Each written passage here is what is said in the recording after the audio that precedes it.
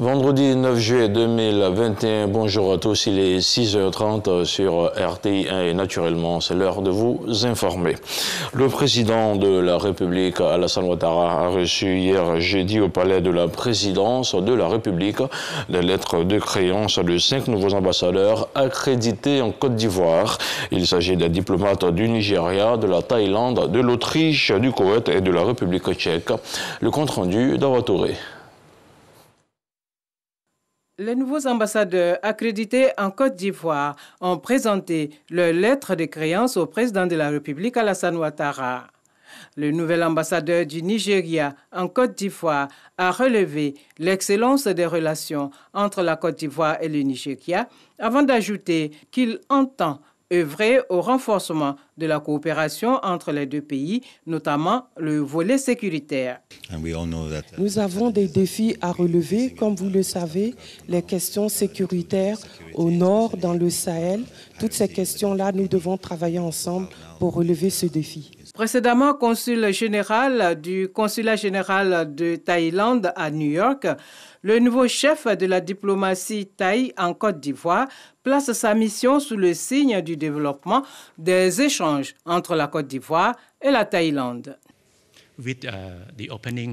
Je suis persuadé qu'avec l'ouverture de ce consulat, nos relations vont se renforcer dans le domaine des échanges culturels, économiques et dans le monde des affaires. L'ambassadeur d'Autriche en Côte d'Ivoire entend pour sa part relever le niveau de la coopération entre les deux pays. Les relations entre la Côte d'Ivoire et l'Autriche sont très bonnes, basées sur l'amitié, sur la confiance, sur le respect mutuel. Et sur cette base, on peut dynamiser notre relation bilatérale dans tous les domaines. Les relations de coopération entre la Côte d'Ivoire et l'État du Koweït sont anciennes et solides. Le nouvel ambassadeur du Koweït en Côte d'Ivoire veut s'inscrire dans la dynamique du renforcement de cette coopération. Dans nos échanges, il était question donc d'approfondir nos relations économiques entre les deux pays.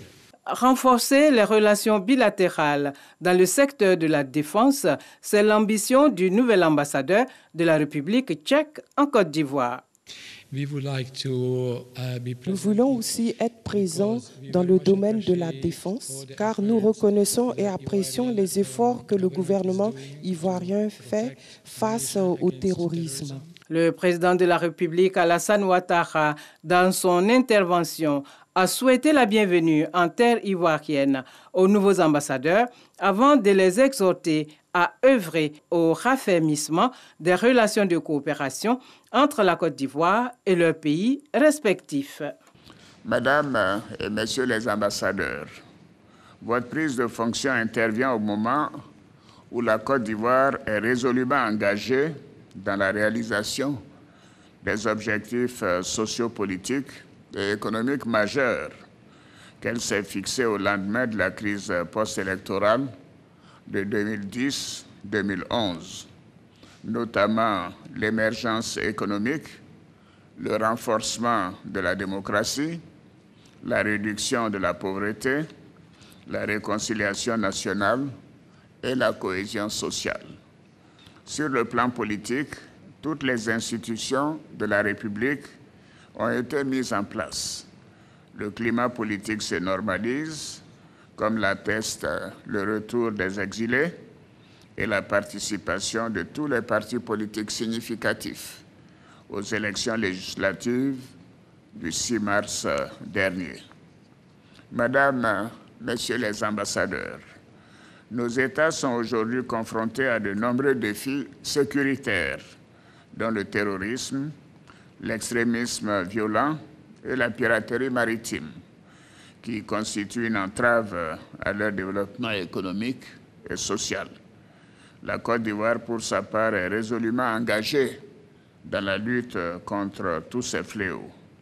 Je voudrais, à cet égard, saluer la création ici même, en Côte d'Ivoire, de l'Académie internationale de lutte contre le terrorisme, qui a été inaugurée le 10 juin 2021 dans la ville balnéaire de Jacquesville. Je saisis cette opportunité pour inviter vos États respectifs à apporter leur appui au fonctionnement de cette académie, qui constitue un important instrument pour la sécurité de la sous-région ouest-africaine. Au terme de la cérémonie de présentation des lettres de créance au président de la République, les 5 nouveaux ambassadeurs accrédités en Côte d'Ivoire se sont prêtés au cérémonial protocolaire avec les honneurs militaires. Le 8 juillet 2020 reste une date noire dans la conscience collective du peuple ivoirien. Il y a un an, le Premier ministre Amadou Gon Coulibaly s'en allait pour le voyage du non-retour. Hier jeudi, à la Grande Mosquée de la Riviera Golfe, des prières ont été dites pour le repos de son âme. C'était en présence du chef de l'État et de la Première Dame Dominique Ouattara, le compte-rendu de Kolo Coulibaly. La cérémonie a débuté par la lecture intégrale du Saint-Coran, introduite par le cheikh Koulaïma Ousmane Diakité, président du COSIM, guide de la communauté musulmane. Les supplications des éminences imams pour le repos de l'âme de l'ex-premier ministre, en présence du président de la République Alassane Ouattara et de son épouse. Cette lecture, une source infinie de miséricorde pour le défunt, une cérémonie dense de par son contenu hautement spirituel. Des prières et autres soutiens qui n'ont pas fait défaut à la famille Gon depuis le rappel à Dieu de Amadou Gon Coulibaly. D'où cette gratitude pour toute l'attention dont elle a bénéficié depuis un an aujourd'hui. Cette vague de compassion, de solidarité et de recueillement s'est exprimée sur l'étendue du territoire national et même à l'étranger. Cela a été et continue d'être des moments de grande émotion. Nous prions Allah pour qu'il vous rende au centuple tous ces bons actes posés et qu'il vous rétribue abondamment. Dans son soutien constant à toutes les confessions religieuses de Côte d'Ivoire, le président de la République offre à la communauté musulmane la somme de 7 millions de francs CFA. Le chef de l'État, dont le message est porté par le ministre de l'Intérieur et de la Sécurité, appelle à puiser des forces dans la foi en Allah pour accepter cette douloureuse séparation. Alassane Ouattara, père et repère politique d'Amadou Gon Coulibaly, se souvient surtout de cet homme de valeur, de devoir et de mission.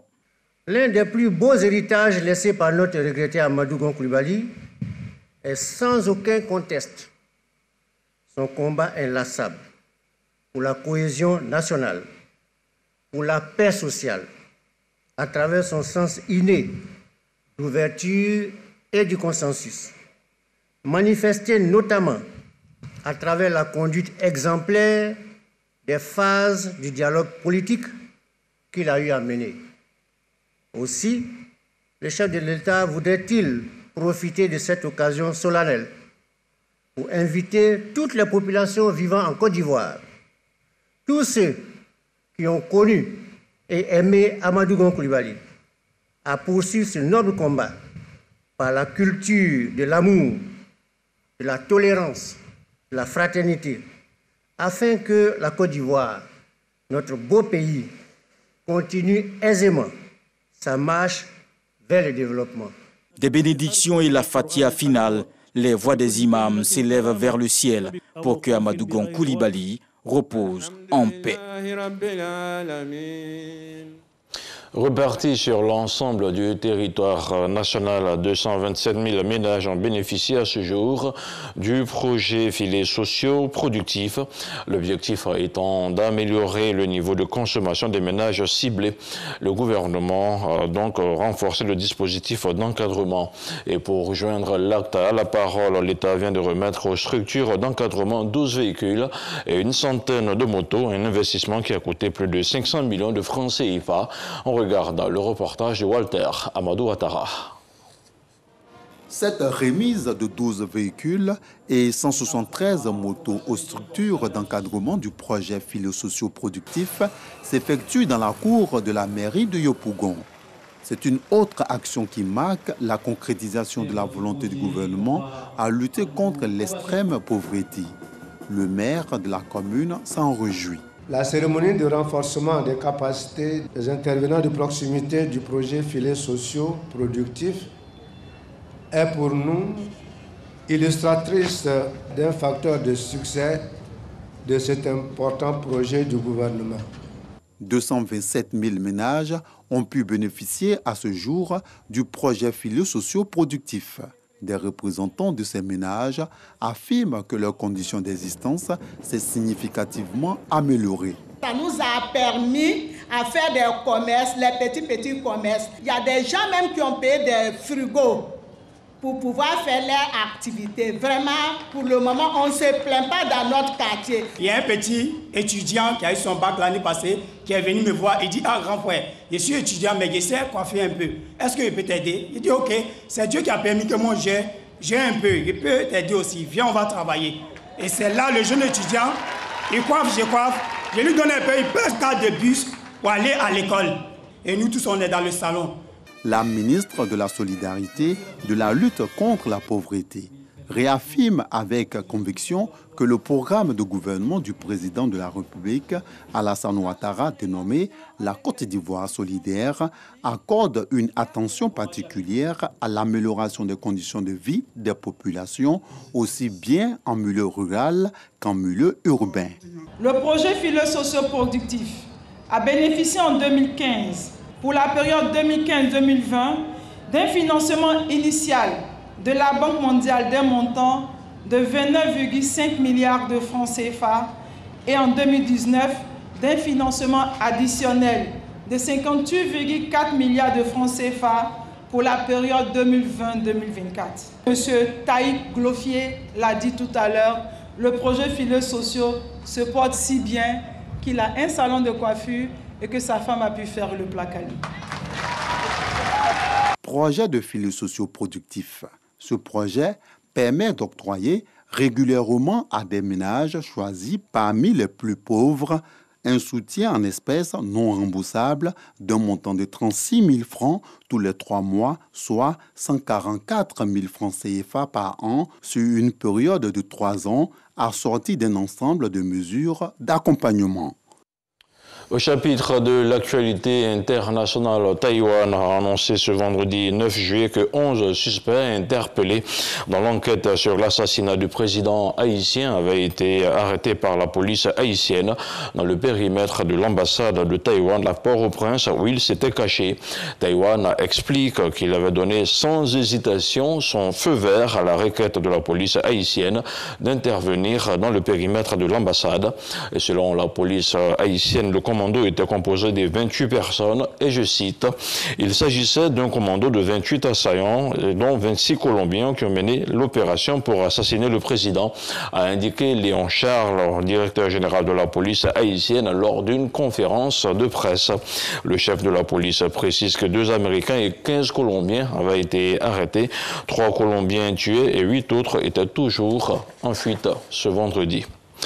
9 juillet 2011, 9 juillet 2021, voici aujourd'hui 10 ans que le Soudan du Sud, plus jeune État au monde, est un pays déchiré par la guerre. Le 9 juillet 2011, l'espoir suscité par son indépendance, arraché après des décennies de lutte, était immense. 10 ans et une guerre civile plus tard, le pays vit l'une des pires crises humanitaires au monde. Pendant que la violence prospère, l'État sud-soudanais, lui, reste embryonnaire. La situation est encore pire qu'il y a 10 ans, résume l'International Crisis Group. Et c'est ici que l'on s'arrête pour ce 6h30. Merci de l'avoir suivi et soyez surtout prudents sur nos routes car il pleut beaucoup en ce moment.